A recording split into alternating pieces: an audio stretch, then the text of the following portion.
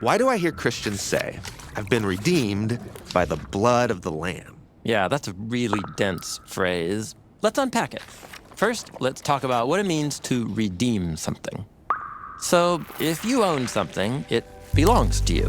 Right? But things can get lost or stolen, and then somebody else ends up possessing what is rightfully yours. So I should go get it back. And you could do that in a few ways. You could show some sort of proof of ownership, or you might need to purchase it back, or you could just demand it back. However it happens, that transfer back to you as the rightful owner, that's what the Bible calls redemption. Okay, but what does it mean for a person to be redeemed? Yeah, so imagine you lived in ancient Bible times and you ran out of money. As a last resort, you could sell yourself as a slave to pay back that debt. Ah, I've lost my freedom. Right. But a family member could come with money called a redemption price and claim you. And that person was called a kinsman redeemer, and they were transferring you back into the family. Ah, I get it. Now, the story of the Bible begins with this big idea that all creation, especially humans, belong to God. But tragically, humans have ended up being corrupted and enslaved by death.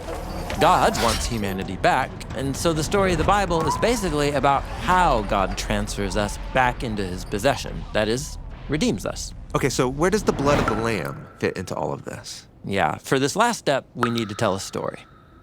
In the scroll of Exodus, Pharaoh has claimed the lives of all of the Israelites, making them his slaves. Yeah, they've lost their freedom. But they don't belong to Pharaoh. Israel belongs to God. Right, so God confronts Pharaoh and demands, "Let the people go free, or I will take them back with displays of power." You mean the plagues? But they don't work.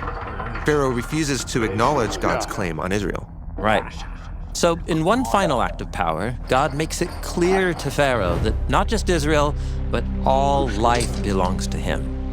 God will unleash a deadly plague through the land to compel Pharaoh to free the Israelites. But this plague isn't just on Pharaoh in Egypt. It will also take the lives of Israelites too. Well, remember, every life is already enslaved by death.